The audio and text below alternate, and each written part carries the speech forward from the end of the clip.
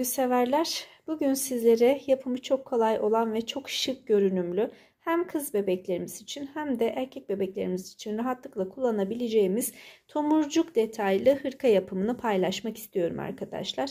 Şöyle yandan gözükürse sanırım tam kadraja girmiş olacak. Hırkamızın boyu tam 38 santim, en uzunluğu 31 santim arkadaşlar. 2 yumak Alize Baby Best kullanarak hazırlamış olduğum bir çalışma oldu. 5 adet düğme kullandım ve 3,5 numara şiş ile hazırladım.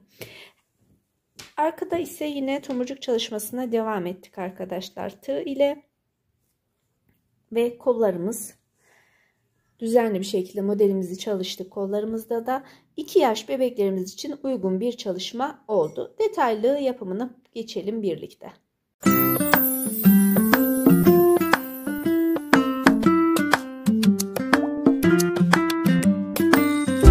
Evet arkadaşlar, hırkamızı anlatmaya başlayabiliriz. Alize Baby Best kullanacağım. 2 yumak kadar. İp numaramı söyleyeyim arkadaşlar. Canlı bir sarı kullanacağım. 216 numaralı ipini kullanacağım ve 3,5 numara şiş ile hazırlayacağız sizlerle birlikte hırkamızı. Çok sevilen, tutulan ve yapımı çok kolay olan bir hırka çalışması olacak. Evet örgü severler, 1 metreye yakın ipimi bırakıyorum. 3,5 numara şişimi alıyorum ve şişime toplamda 86 ilmeğimi takıyorum. 3, 4, 5, 6, 7, 8, 9, 10. Evet, 86 ilmeğimi taktım. Şimdi arkadaşlar, burası örgümün ters tarafı, yani arka tarafı, diğer yanı ön yüzü olacak. Bundan dolayı ilk ilmeğimin ön yüze düz düşmesi için ters olarak başlıyorum. Gördüğünüz gibi ters başladım. Düz. Ters, düz, ters, düz, ters, düz, ters, düz, yani bir ters bir düz olarak başa kadar modelimizi kuracağız. Gidiş bir dönüş 2, toplamda 6 sıra bir örelim, uzunluğumuza bakalım, yeterli olmazsa 8 sıraya çıkarırız. Gidiş bir dönüş 2 dediğim gibi.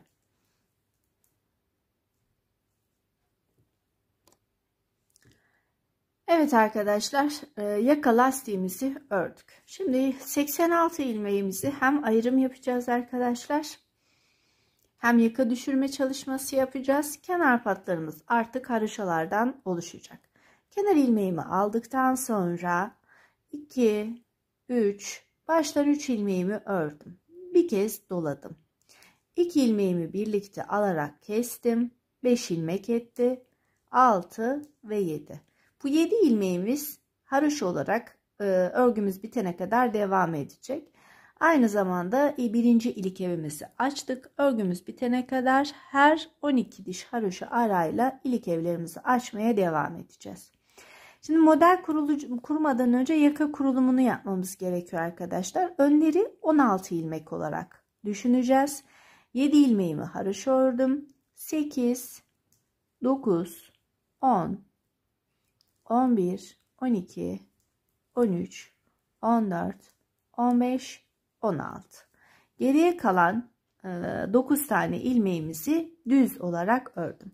Örgümüz gizli artırmadan oluşacağı için kendi tekniğinize göre tabi gizli artırmamı yaptım. Arada 2 tane düz sabit ilmeğim var. 2 düzümü ördüm ve tekrar gizli artırmamı yaptım.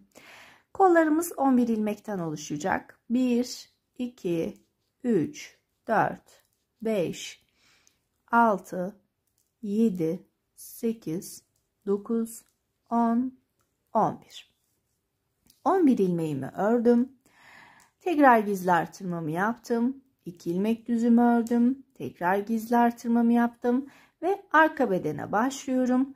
Arka beden 24 ilmekten oluşacak arkadaşlar. 2, 3, 4, 5, 6, 7, 8, 9, 10, 11, 12, 13, 14, 15, 16, 17, 18, 19, 20.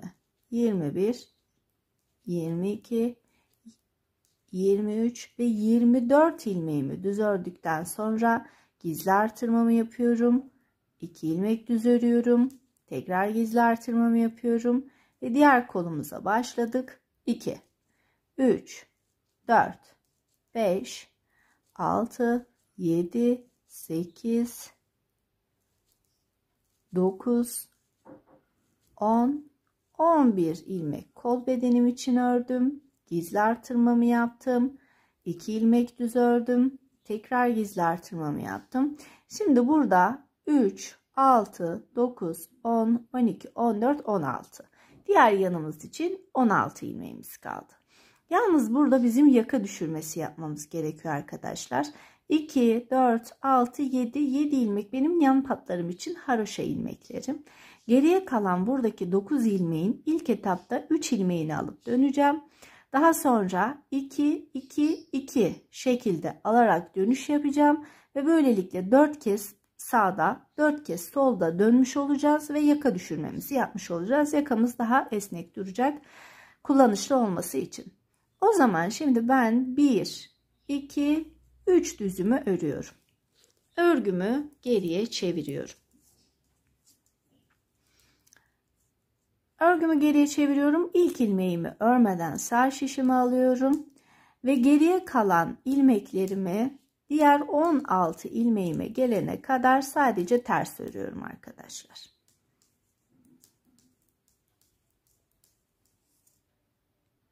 Diğer başa geldim şimdi arkadaşlar. Bir önceki sırada artırma ilmeğimi ters örüyorum. Takip eden 3 ilmeğimi daha ters örüyorum. Çünkü artırma yaparak ilerlediğim için buradaki sayım artmış oldu ve geriye döndüm. İkinci artırma sıramdayım. İkinci artırma sıramda bu ilk ilmeğimi örmeden alıyorum. Biraz da sıkı tutuyorum. Bir ilmek düz örüyorum. Burada tomurcuk çalışmasına başlamak istiyorum. Tomurcuk çalışması için herhangi bir tığımızı alabiliriz. 3 numara olur, 2,5 numara olur. Takip eden 3. ilmeğimi alıyorum arkadaşlar. İpimi de biraz arka tarafa alarak tığlarıma şöyle bir bakayım. Kolay bir tığ. 3 zincir çekiyorum. Doluyorum. Aynı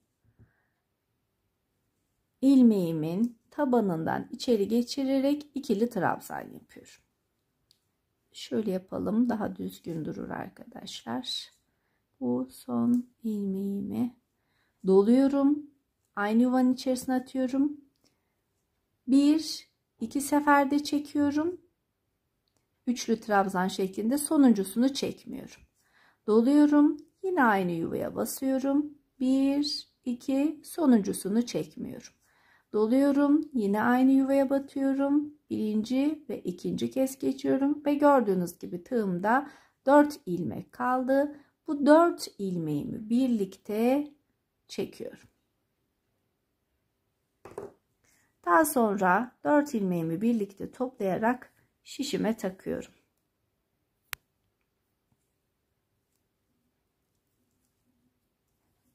İpimiz, tomurcuğumuz ön yüzde duracak. Birinci tomurcuğumu yaptım. Takip eden ilmeğim düz. Bu düz ilmeğimi de ördüm arkadaşlar. Şimdi baştan kafamız karışmasın. Tekrar sayalım. 2, 4, 6, 8, 10, 12, 14, 16, 17. Bir önceki sırada artırma yaptığımız için bu sıramız 16 değil 17 ilmekten oluştu. Ve 17 ilmeğimizdeki son bir düzün önünde tomurcuk yaptık. Son bir düzümüzü ördük. Şimdi burada tekrar artırma yapıyorum. Bir sonraki sıra buradaki ilmek sayım 18 olmuş olacak.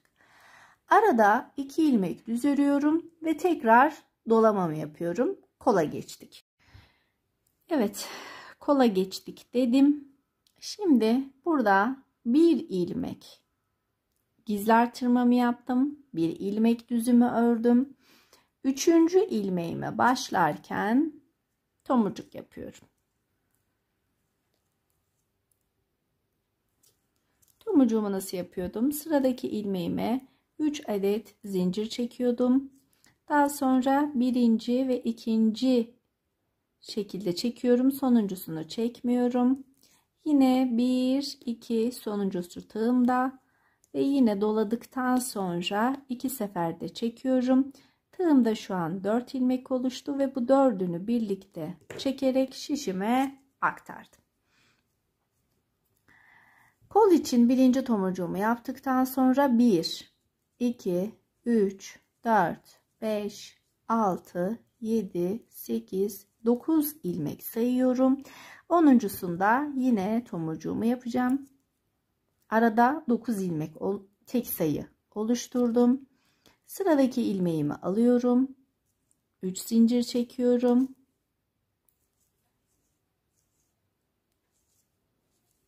Yine seri bir şekilde tomurcuğumu yapıyorum arkadaşlar.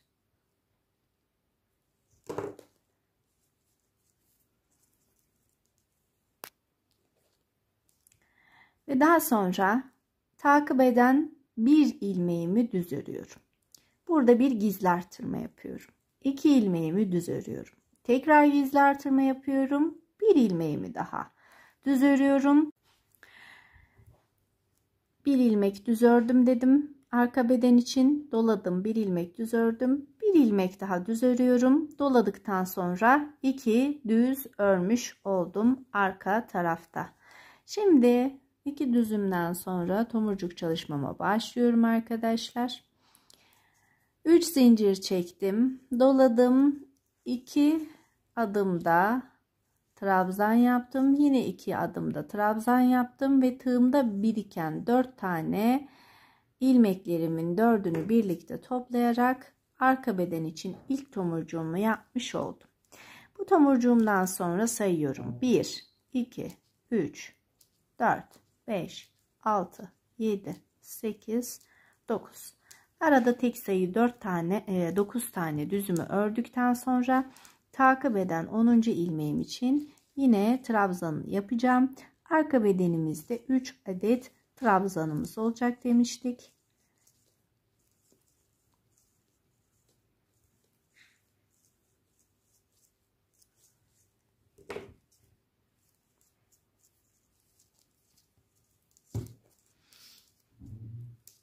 Ve tekrardan tomurcuğumu yaptıktan sonra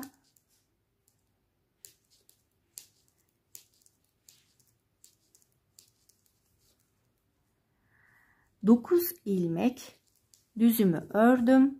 10. ilmek düzümü, aralar 9 ilmek demiştim. 3. trabzanımı üçüncü tomurcuğumu yapıyorum arka bedenim için. Üçlü trabzan ama 2 adımı çıkıyorum. Üçüncüsünü tığımda biriktiriyorum ve sonuncusu hep birlikte çektim. Şimdi tomurcuğumu yaptıktan sonra 1 2 düzümü ördüm. Bakın bir önceki bu artırma yerim ve burası da artırma yerim. Artırma ilmeğimi de düz ördükten sonra bir ilmek gizli artırma yapıyorum. Ortada 2 düzümü örüyorum. Tekrar gizli artırma yapıyorum. Kendi tekniğinize göre istediğiniz şekilde gizli artırma yapabilirsiniz. Gizli artırmamı yaptıktan sonra bakın bir önceki ilmeğimi düz olarak örüyorum. Takip eden düzüm için tekrardan diğer kolumuzda da aynı şekilde trabzanımı yapıyorum. Nasıl yapıyorum? 2 ilmekten sonra tomurcuğumuzu yapalım.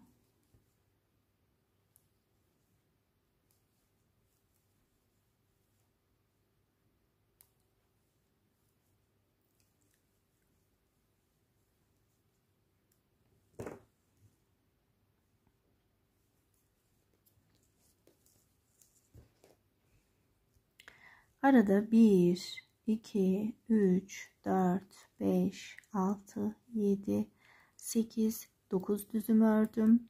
Tekrardan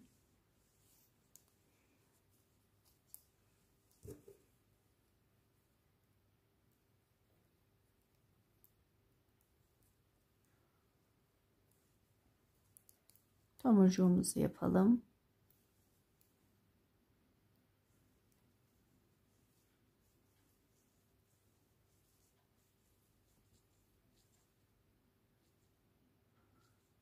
4 oldu. Dördünü bir topladım.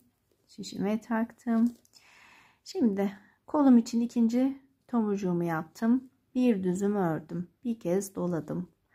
Ortada 2 düzümü ördüm. Gizli artırmamı yaptım. Tekrar gizli artırmadan sonra bir düzümü ördüm arkadaşlar. 3 ilmek örüp geri dönüş yapmıştık, hatırlıyorsunuz diğer başımız için. Şimdi bir düzümü ördükten sonra takip eden ilmeğime tomurcuk yapıyorum.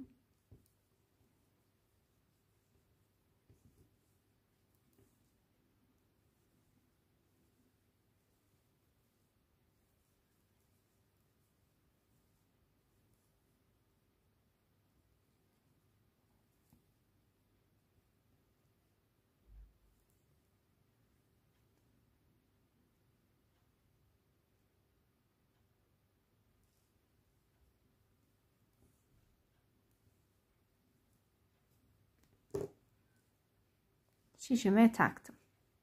Şimdi tomurcuğumuzu şöyle öne doğru yönünü çevirelim.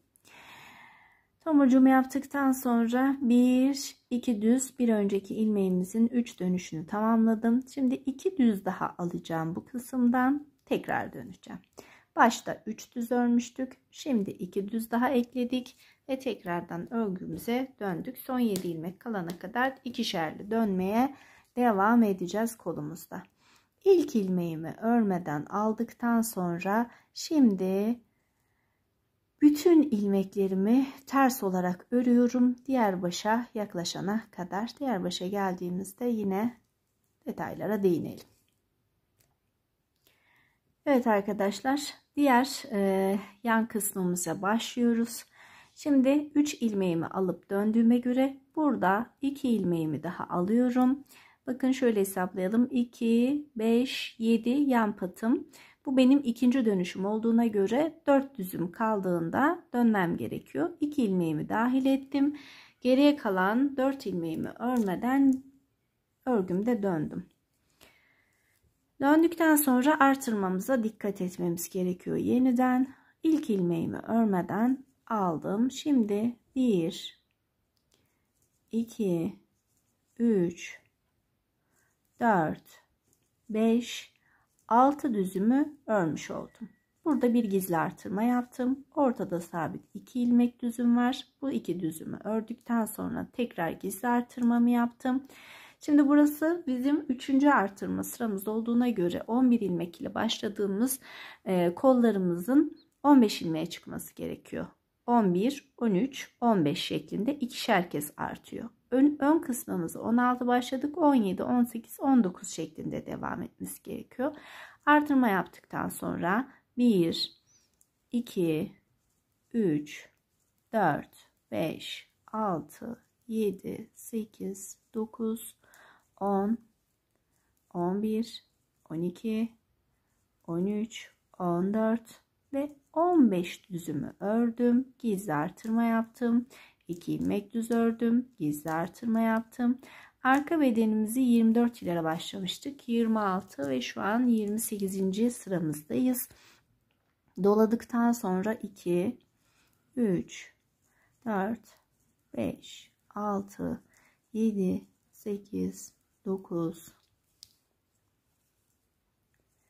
10, 11, 12, 13, 14, 15, 16, 17, 18, 19, 20, 21, 22, 23, 24, 25, 26, 27 ve 28 düzüm ördüm. Doladım, 2 düzüm ördüm. Doladım, 1, 2, 3,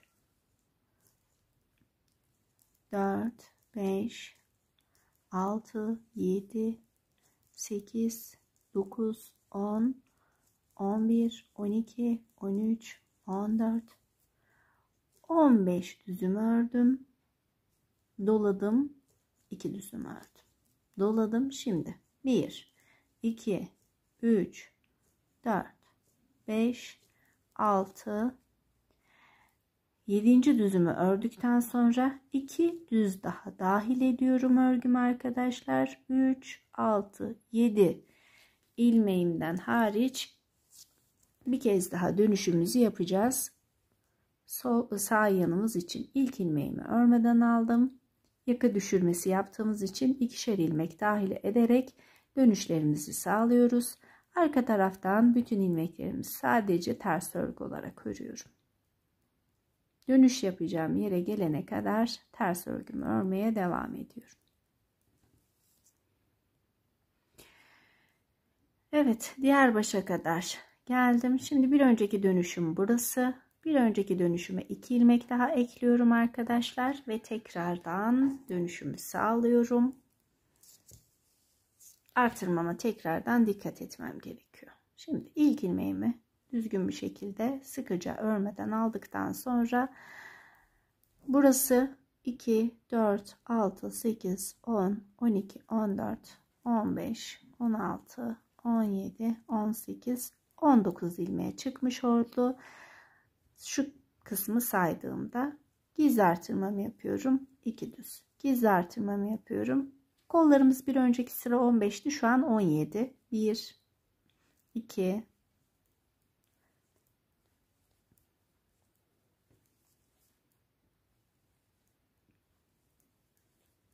11, 12, 13, 14, 15, 16, 17. 17 ilmek düzüm ördüm. Gizli artırmamı yaptım. 2 düz ördüm. Gizli artırmamı yaptım. Ve şu an arka bedenim 30 ilmek. 4, 5,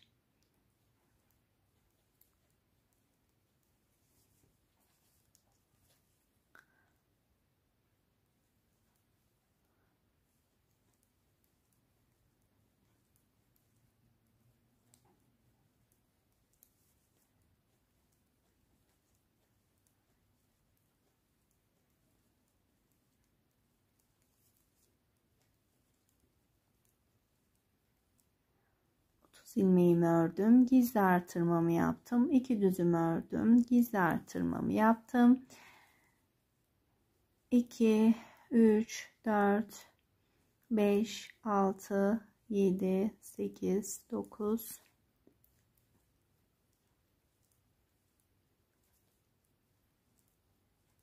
17 düzümü ördüm. Gizli artırmamı yaptım. 2 düzümü ördüm. Gizli artırmamı tekrar yaptım. 1, 2, 3, 4, 5, 6, 7, 8, 9, 10 ilmeğimi ördüm. 2 düz daha ilave ediyorum buraya. 3, 6, 7. Bir sonraki sırada bu 7 ilmeğimi haroşa örerek dönüşümün tamamlıyorum. Bu benim sağ yanım için son dönüşüm. İlk ilmeğimi örmeden alıyorum ve ters örgümü örmeye devam ediyorum.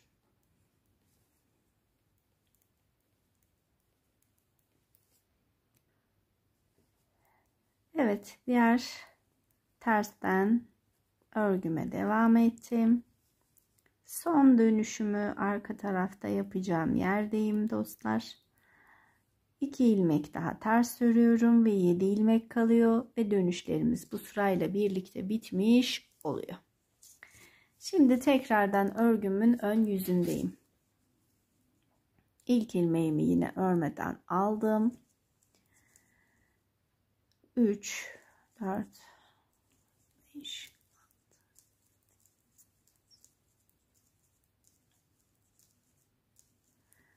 evet, şu kısmımız 7 ilmek daha baştan ilave ettiğimizde 20 ilmek oldu.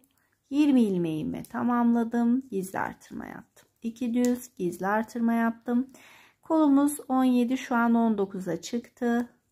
Her seferinde saymamıza gerek yok arkadaşlar. Hani bakın, artırma yaptığım yerler artık çok net belli. Bu artırma yerlerimizin 2 ilmeğimizin sağına ve soluna artırma yapıyoruz. Hani ben kafanız karışmasın diye sayı belirtiyorum ama her seferinde saymak yerine bu sabit 2 ilmeğe geldiğimizi anladığınızda sağına ve soluna artırma yapmanız yeterli.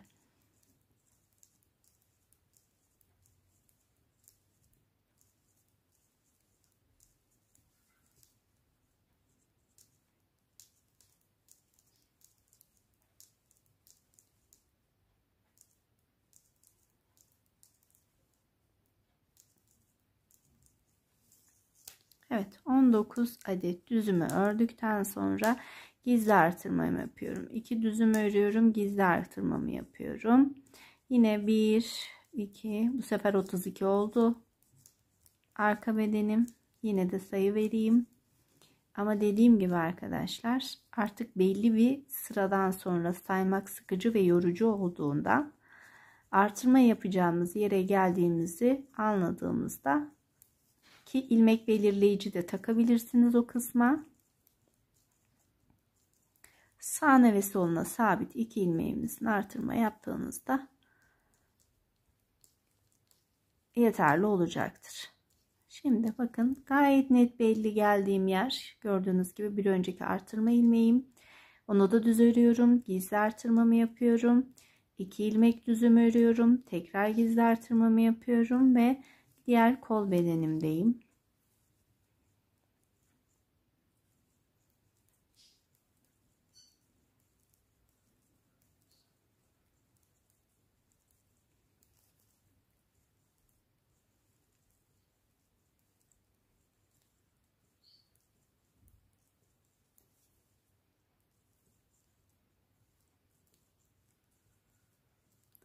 Artık bütün ilmeklerimi örgüme dahil ediyorum burada. Yaka düşürmesi yaptım biliyorsunuz. Dönüşlerimiz bir önceki sıramızda birlikte bitmişti. Onun için düzlerimi örüyorum. Son 7 ilmeğimdeki haroşalarımı da örgüme tek seferde dahil ediyorum. 2 3 4 5 6 ve 7. Dönüyorum örgümde. Artırma ilmeklerim her biri ters olmak üzere, son 7 ilmeğim sarış olmak üzere başa kadar örgüme devam ediyorum.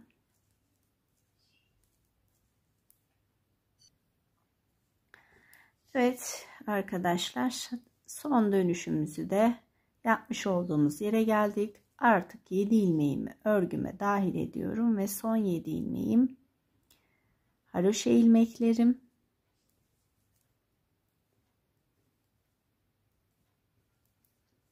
Ve örgümde tekrardan dönüyorum. Şimdi son halimize bakalım şöyle. Gördüğünüz gibi yaka dönüşlerimizi yaptık. Yakamızı kurduk, modelimizi kurduk. Birinci tomurcuğumuzu çalıştık. Tomurcuğumuzun arkasına dönüyorum. Bakın, tomurcuk çalıştığım yer burası. Üstüne sayıyorum. 1, 2, 3, 4, 5, 6, 7. 7 sıra örmüşüm. Bu sıra sayım 11 veya 10 olana kadar. 11 olması daha uygundur arkadaşlar. Yani şu aradaki, bakın, tomurcuğumdan sonra 1, 2, 3, 4, 5, 6, 7 sıra örmüşüm. Bunu 11 sıraya tamamlayıp gelmek istiyorum. 11. sıramızda tekrar tomurcuk çalışalım birlikte. Evet örgü severler, şimdi arkadan saydığımda en son tomurcuk yaptığım yerden sonra 11 sıra örmüş oldum. Şimdi 12. sıraya başlarken ikinci tomurcuk çalışmasını yapacağız. Bu arada kaç kere artırma yapmış, şu kenarlardan da sayabiliriz arkadaşlar. Her artırma yaptığımız sıra belli. 1, 2, 3, 4, 5, 6, 7 ve şu an 8. artırma sıramıza başlıyoruz bu sırayla birlikte. Arada ortamız düz ve kenarlarımız, patlarımız haroşa olduğu için dönüşler yapacağız arkadaşlar. Her 6-7 sırada şu kenar haroşalarımız 6 veya 7 sıra oluştuğunda dönüşler yaparsak öndeki patlarımız daha düzgün duracaktır. Peki bu dönüşleri nasıl yapıyoruz? 7 ilmek haroşamızı örüyoruz. Örgümüzde geriye dönüyoruz. Tekrar bu 7 ilmek haroşamızı tekrar örüyoruz ve tekrar örgümüze devam ediyoruz. Bu şekilde her iki baştan da dönüş yaptığımızda 6-7 sırada bir kenarlarımız daha düzgün duracaktır. Ve bu bütün kendisi düz, kenarları haroşa olan örgüler için geçerli bir tekniktir. Aklımızda olan bir püf nokta olsun. Şimdi 7 ilmek haroşamı ördüm arkadaşlar ve bakıyorum. Şimdi öndeki tomurcuk sayımız 2'ye çıkacak. Tomurcuk yapmış olduğum ilmeğimi bulmaya çalışıyorum. İlmeğim Bakın şöyle baktığımızda bu ilmek. Yani şuradaki ilmeğim. Bu ilmeğim benim 9 ilmekte bir ara bıraktık biliyorsunuz. Burası 9. ilmeğimizin ortası olan tek ilmek olarak düşündüğümüzde 4 ilmek sağda, 4 ilmek de solda ikişer tane tomurcuk yapmamız gerekiyor. Ortadaki bu bir ilmeğimiz de bizim sabit ilmeğimiz.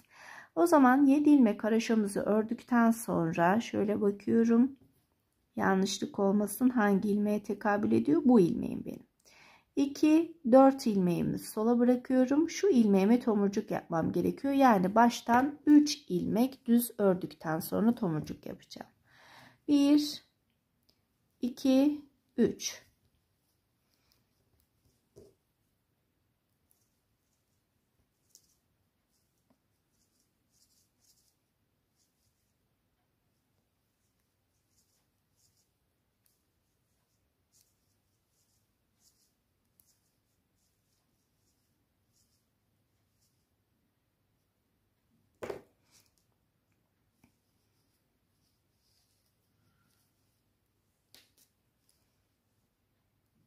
1, 2, 3, 4, 5, 6, 7, 8, 9.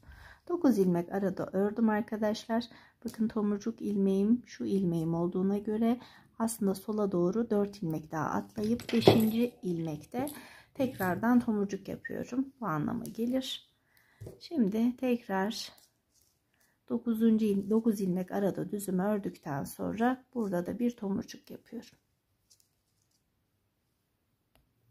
Tomurcuğumu yaptım. Şimdi bir ilmek düzümü örüyorum. İkinci ilmek düzümü örüyorum. Burada bir gizli artırma yapıyorum. Gizli artırmayı yine kendi tekniğinize göre yapabilirsiniz arkadaşlar. Ben şöyle alttan doladığımda da gizli artırma şeklini alıyor. 2 düzüm örüyorum. Tekrar gizli artırma yapıyorum ve kollarıma bakıyorum. Şimdi kollarda 3 tane yapmam gerekiyor. Benim tomurcuk ilmeğim bu. Şu ilmeğime bakıyorum. Bu ilmeğimi takip ediyorum. 2, 4, 5. ilmeğime tomurcuk yapacağım. O zaman arkadaşlar doladıktan sonra 2 düz örmem gerekiyor. Ortalama yapmam için bu hesabı yapıyorum. Doladım. 2 düzümü ördüm. 3. ilmeğime tomurcuğumu yaptım. Saydım. 1, 2, 3, 4, 5, 6, 7, 8, 9. 9 ilmek ördüm. 10. ilmeğime tomurcuğumu yapıyorum. Tekrar 9 ilmek örüyorum ve tekrar tomurcuk yapıyorum. Evet, kol için 3 tane tomurcuğumuzu yapmış olduk. Şimdi 3 tomurcuğumu yaptıktan sonra 2 düz örüyorum. Gizli artırmamı yaptım. 2 düz ördüm. Gizli artırmamı yaptım. Arka bedenimizde 3 tane. Şimdi bu sayıyı artıracağız arkadaşlar. Arka bedenimizde kaç tane tomurcuk yapıyoruz? Şimdi bir önceki tomurcuğumun ilmeğini buluyorum. İlmeğim bu. 2, 4. 5. ilmeğim bu. Birinci tomurcuğumu buna yapacağım. Yani gizli artırmamdan sonra bu benim 3 ilmek düz örmem gerekiyor. Bu anlama geliyor. 1, 2, 3. Evet, tomurcuğumu yaptım. 3 ilmeğimi ördükten sonra sayıyorum. 1, 2, 3, 4, 5, 6, 7, 8, 9. 9 ilmek düz ördükten sonra tekrar tomurcuk yapıyorum. Aslında tomurcukları birbiriyle çaprazlıyorum arkadaşlar. Aynı hizayı getirmiyorum. Bunun için tek sayı kullandım. Evet, arka bedendeki tomurcuklarımız 3'ten 4'e çıktı. Gördüğünüz gibi 4 kez tomurcuğumu yaptım. En son tomurcuğumu yaptıktan sonra kalan artırma ilmeklerimden önceki düzlerimi örüyorum. Artırmamı yaptım. 2 düz. Şimdi tekrar diğer kolumuz için 3 kez tomurcuk yapacağım. Yanımıza geçeceğiz. Şimdi bakıyorum, artırma yapmış olduğum ilmeği tomurcuk yapmış olduğum ilmeğin hizasına bakıyorum. Sağdan 2, 4 sayıyorum. 5.'ye tomurcuk yapacağım. Yani artırmadan sonra 2 düz öreceğim. Aralar 9 ilmek biliyorsunuz. 2 doladım, 2 düz doladım. Bakıyorum şimdi arkadaşlar. 2 4 şu ilmeğim, 2 düzümü örüyorum, tomurcuğumu yapıyorum. Evet dostlar, ikinci tomurcuk model çalışmamızda yaptık. Üzerine yine arka taraftan saydığımızda 11 sıra öreceğiz ve üçüncü kez model çalışması yapacağız. Bu arada 3. ve 4. haroşa sıramı örüyorum. 6 ve 7. sırada dönüşleri yine göstermek istiyorum sizlerle birlikte. Bu 8 sıra artırma yapmıştık, hatırlıyorsunuz. 9. sıramız oldu. Rob artırmalarımızla da devam ediyoruz. Evet örgü severler, ikinci model çalışmamızdan sonra da 11 sıra daha örmüş olduk. 3. sıramıza başlayacağız artık. 3. sıramıza başlarken dönüşleri nasıl yaptığımı da yine göstermek istiyorum sizlere. 7 ilmek kenar patımı ördükten sonra örgümde geriye dönüyorum. İpimi arka tarafa atıyorum. İlk ilmeğimi örmeden aldıktan sonra geriye kalan 6 ilmeğimi de haroşa olarak örüyorum. Böylelikle haroşalardaki tekrarlarımız belli sıra sayı sonunda örgümüzü rahatlatacaktır. Şimdi 3. model çalışma sırasına başlıyorum. Bu işlemin aynısını diğer 7 ilmek haroşamız için de yapacağız sıramızın sonunda. 7 ilmeğimi tekrar ördükten sonra ilk yapmış olduğum çaprazlama model çalıştığımız için ilk yapmış olduğum şuradaki tomurcuk modeline dönüş yapıyorum. İlmeğimi buluyorum arkadaşlar. Şöyle açtığımda şu ilmeğim benim tomurcuk yapmış olduğum ilmek. Aynı hizayı takip ediyorum. Ve şimdi bu benim tomurcuk yapmış olduğum. Evet, şimdi ilk 1. sıramıza dönüyorum arkadaşlar. 1. sıramızda ilk tomurcuk yapmış olduğum ilmeğimi buluyorum. Benim ilmeğim bu. Bunda tomurcuk yapmam gerekiyor. Bunun için tomurcuk yapacağım ilmeği tespit ediyorum. Evet, şu ilmeğimi baz almışım. Bunda tomurcuk yaptığıma göre şimdi 2 4 6 7 8 ilmek düz örmem gerekiyormuş baştan. Birinci düzümü ördüm. 2 3 4 5 6 7 8. Evet, 8 ilmeğimi düz olarak ördüğümde şu ilk yapmış olduğum tomurcuk modeliyle aynı sırada yeniden tomurcuk yapmış olacağım. Evet, tomurcuğumu yaptım, sıkıladım. Şimdi bu ilmeğimden sonra tekrar sola doğru sayıyorum. 1 2 3 4 5 6 7 8 9.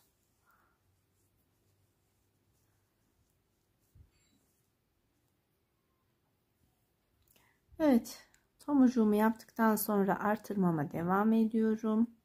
Gizli artırma, 2 düz, gizli artırma. Şimdi bakıyorum arkadaşlar. Şu ortaya denk gelecek her seferinde çaprazlama yaptığımız için. Benim tomurcuk yapmış olduğum ilmeğim bu ilmeğim. İlmeğimi buldum. Sağa doğru 2, 4, 6, 8, 9 ilmek sayıyorum. 9 ilmek saydığıma göre şu ilmeğe tomurcuk yapacağım. O zaman baştan 3 ilmek örmüş oluyorum. Şimdi bir tane buna, 9 ilmek sonra buraya, 9 ilmek sonra buraya, 9 ilmek sonra buraya kolumuz için tomurcuklarımızı yapacağız. Artırmamızı yapacağız arkadaşlar. Yine ilk sıramızı baz alarak ilk tomurcuk ilmeğimizin tespit edeceğiz. Ve bu ilmeğimizden ilk önce sağa doğru 9 tane sayacağız. 10. ilmeğimizi tomurcuk yapacağız ve her 9 ilmek arayla tekrar tomurcuk yapacağız. Kolumuz ve yanımız için aynı. Yani her seferinde yaptığımız tomurcuğu ve sıra sayısını göstermeye gerek yok. Mantığını çözdünüz. Şimdi bu sıra ilk yaptığımız sırayı baz alarak ilmeği tespit ediyoruz. Bir sonraki yapacağımız modelde ise bu ikinci sıradaki ilmeğimizi tespit edeceğiz ve bunun hizasına gelen yerden sağına ve soluna doğru ilerleterek yapacağız. Bu arada robamız bizim 21 sıradan oluşacak arkadaşlar. Artırmamız. Bakalım 1, 2, 3, 4, 5, 6, 7, 8, 9, 10. Tekrar saymak istiyorum. 1, 2, 3, 4, 5, 6, 7, 8, 9, 10, 11, 12, 13 ve 14. artırma sırasına başlıyorum. Robamız toplamda şu aradaki yapmış olduğumuz gizli artırmalardaki küçük delikleri sayacağız. 21'e ulaştığında robamız da bitmiş olacak ve kollara başlayacağız. Evet arkadaşlar, şimdi şöyle masamızı biraz çekelim. Hırkamızın 21 şişime sığmadığı için sadece bir bölümünü göstereceğim. 21 sıra artırmasını yaptık ve toplamda çaprazlama yaparak 4 model boyunda çalıştık arkadaşlar. 1, 3, 5 sıraları birbiriyle aynı hizaya denk getirerek sağına ve soluna 9 ilmek düz bırakarak 2, 4, 6 gibi sıraları da birbirine eşitleyerek, yani birinci sırayla burada eğer tomurcuk yapmışsam 3. sırayı yaparken bu hizanın aynısına yine bir sonraki sıramızda 5.'de yine aynı hizaya denk getirerek, 2. sırada tomurcuk yapmışsam sonrasında bunun hizasına denk getirerek çalışmamızı yaptık. Her çaprazlamayla birlikte robamızda 4 tane model çalışmış olduk. Artık kola başlayacağız. Robamızın uzunluğu yeterli oldu. Peki kolumuzu nasıl çalışıyoruz? 7 ilmek haroşamı ördükten sonra düzlerimi kola kadar örmeye devam ediyorum. 21 kez artırma yaptığımıza göre önler birer kez arttığına göre arkadaşlar ve 16 ilmek ilk başladığımız ilmek sayımız, böylelikle önümüzdeki ilmek sayımız 37 olması gerekiyor. 21. sıranın sonunda ön bedenimizde 31 ilmeğin oluşması gerekiyor. 37 ilmeğin oluşması gerekiyor. Şimdi 37 ilmeğimizi düz olarak ördüm. Ortada artırma yaptığım bu iki tane sağına ve soluna artırma yaptığım iki düzün bir tanesini de ön bedene veriyorum ve böylelikle ön bedenim 38 ilmek oluyor. Diğer ikinci düzümü kol bedenime dahil ediyorum ve düz örmeye devam ediyorum. Ve bu arka bedendeki bir düzümü de dahil ettim. 53 düz ilmek etti kolum. Şimdi geriye dönüyorum. Son ilmeğimi ördüm. İlk ilmeğimi örmeden alıyorum ve ters örgüme devam ediyorum. 53 ilmeğim için. Sadece kollarımızı öreceğiz arkadaşlar. 53 ilmeği dönerek kaç sıra öreceğiz? Son motif çalışmamızdan, yani tomurcuk çalışmamızdan sonra 11 sıra örüyorduk hatırlarsanız.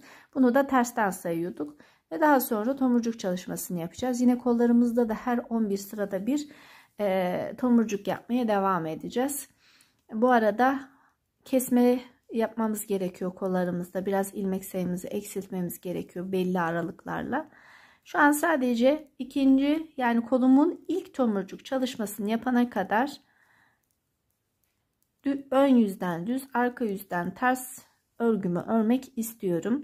Kaçıncı sıramı örüyorum bunu da belirteyim arkadaşlar. 5. sıramı örüyorum şu an. 6 sıra daha örmem gerekiyor.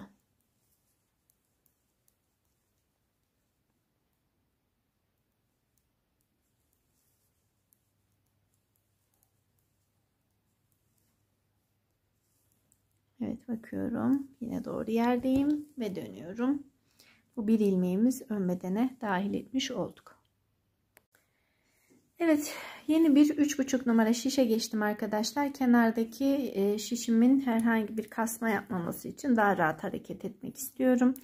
Şimdi bir önceki tomurcuğumdan bir üsttekine bakıyorum. Buna hizalamam gerekiyor.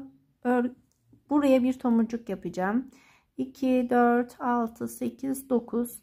Hemen şu uça bir tomurcuk gelsin istemiyorum arkadaşlar kolumda. Çünkü görüntüde ve kullanımda diğer tarafa ya birine getirirsek birine denk getirmememiz gerekiyor. Bunun için bir hesaplama yapmak istiyorum. Çünkü kollarımızı dikeceğimiz için iki tomurcuk yan yana gelmemesi gerekiyor. Şimdi buraya bir tomurcuk yaptığımız zaman 2, 4, 6, 8, 9 buraya bir tomurcuk yapacağız. 2, 4, 6, 8, 9 buraya bir tomurcuk yapacağız. 2, 4, 6, 8, 9 buraya bir tomurcuk yapacağız. 2, 4, 6, 8, 9. O zaman buraya tomurcuk yapmamak için orada bir ilmek kalıyor. Burada 3 ilmek kaldığından dolayı şöyle baz alıyorum. 2, 4, 6, 8, 9. Her iki başta da aynı sayı kalmış oluyor.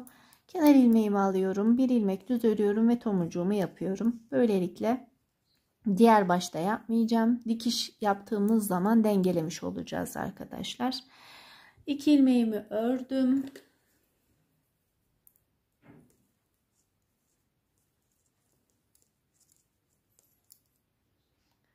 Tomurcuğumu yaptım. Şimdi sayıyorum. 2, 3, 4, 5, 6, 7, 8, 9. Şimdi buraya tomurcuk yapmam gerekiyor. Her 9 ilmekte bir tomurcuk yapacağım. Son tomurcuğumdan sonraki kalan ilmeklerimi sadece düz öreceğim. 2'ye katlayıp dikiş yaptığımızda tek tarafına tomurcuk gelmiş olacak. 2 tomurcuk yan yana gelmeyecek. Daha sonra 11 sıra daha öreceğim arkadaşlar. Tekrar tomurcuğumuzu yapacağız. Bu sefer bunların hizasına baz alacağız. Aynı zamanda ikinci tomurcuğumuzu yaparken de bir kol kesmemiz olacak. Evet arkadaşlar. Şimdi ikinci model çalışmamıza başlayacağız. Tomurcuk yapmam gereken ilmeğim şu. 6 ilmeğim sağ tarafta kalan ilmek sayım arkadaşlar. Yalnız burada bir ilmek eksiltmesi yapmamız gerekiyor. Kenar ilmeğimi aldıktan sonra 2 ilmeğimi tekrar takıyorum şişime ve 2 ilmeğimi birlikte alarak bir eksiltme yapıyorum. Takibinde 2, 3, 4, 5 kestiğimiz için 5 ilmek ördüm. Şimdi tomurcuklarımı 9 ilmek arayla yapmaya devam ediyorum. Diğer başa geldiğinde 2 ilmek daha eksilteceğim. Bundan sonra her tomurcuk yapımına başlarken artık eksiltme yapacağız. Ve koldan itibaren ikinci çalışmamızı yapıyoruz. 4 kez çalışma. Toplamda 4 tane tomurcuk çalışması yapmamız gerekiyor arkadaşlar. Şu an bu ikincisi oluyor. Yani diğer yapacağımız 3 tane tomurcuk çalışmasında da kesme işlemi yapıyoruz. 53 ilmekten oluşan kol sayımız sağda 3, solda da 3, 6 ilmek eksilecek. Toplamda 47 ilmek kalacak kolumuzda.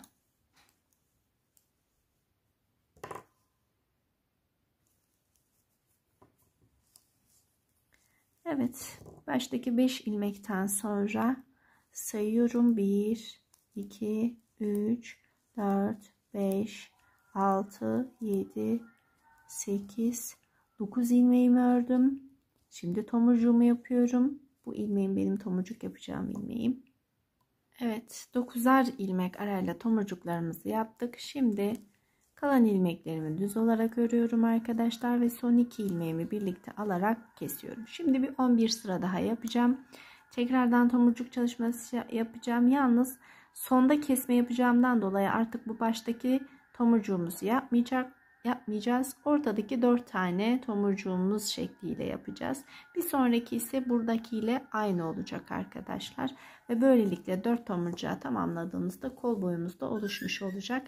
Son tomurcuğumuzdan sonra toplam kaç düz ördüm ve lastik çalışmasını kaç kez yaptım, bunun da detaylarını paylaşacağım.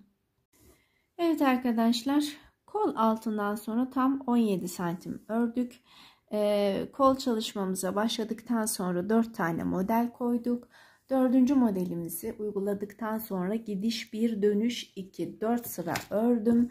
Şimdi artık lastik çalışmasına başlamak istiyorum. Lastik çalışmamızla birlikte rahat kolumuz 21 santime ulaşacaktır. Şimdi baş kenar ilmeğimi aldıktan sonra takip eden ilmeğimi düz örmek istiyorum.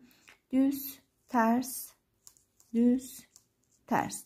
Şimdi bu 47 ilmekten sonra başta 5 ilmeği aldım. Küçültme yapmak istiyorum. Bunun için 2 ilmeğimi düz örerken birlikte aldım. Tekrar ipi kendimden tarafa aldım.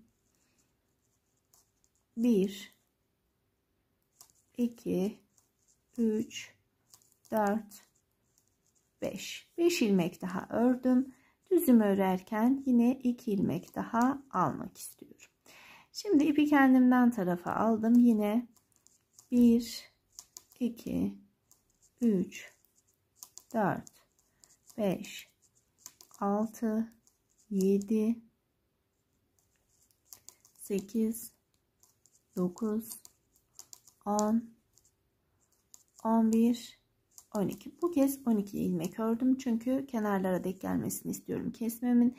En son tersimi ördükten sonra 2 düzümü birlikte alıyorum ve tekrar sayıyorum. 1, 2, 3, 4, 5. Düzümü örerken 2 ilmeğimi birlikte alıyorum. 1, 2, 3, 4, 5. 2 ilmeğimi birlikte alıyorum. Toplamda 4 kez kestim.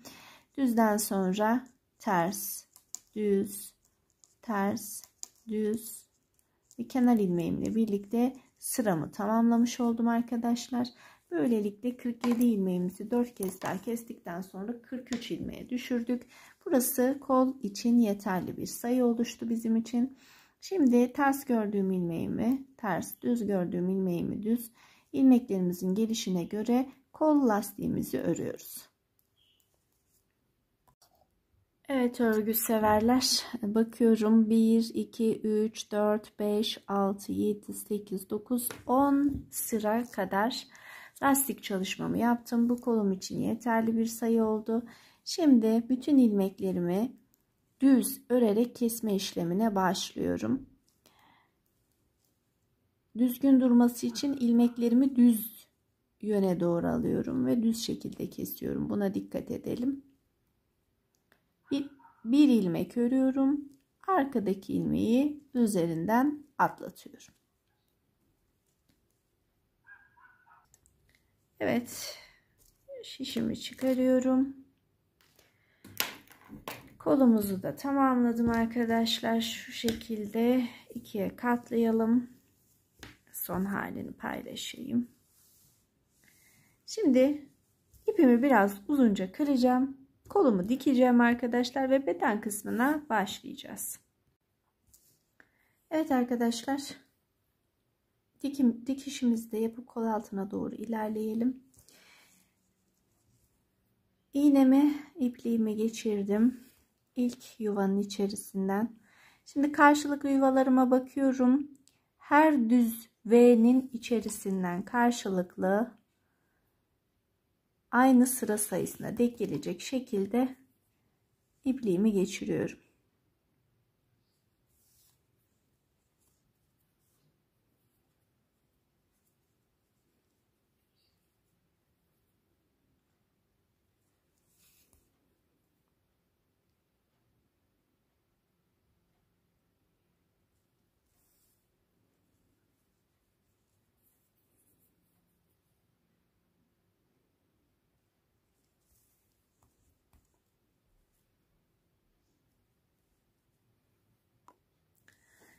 Evet dostlar, gördüğünüz gibi kolumuzda gayet estetik bir şekilde diktik ve tomurcuklarımızı da güzel noktalara yerleştirdik. Şimdi arka bedenle devam edeceğiz ama dönüşte gitmeden önce kol altı artırmamı da yaparak gitmek istiyorum.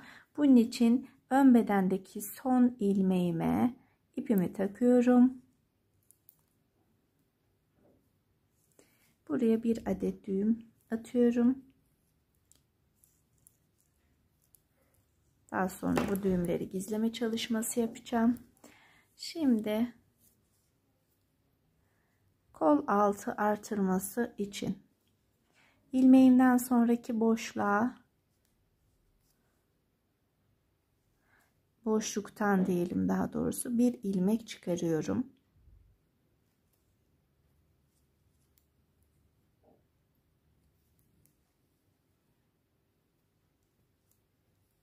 Şu ilmeğimi arkada tutarsam daha düzgün olacak. Evet, birinci ilmeğimi çıkardım.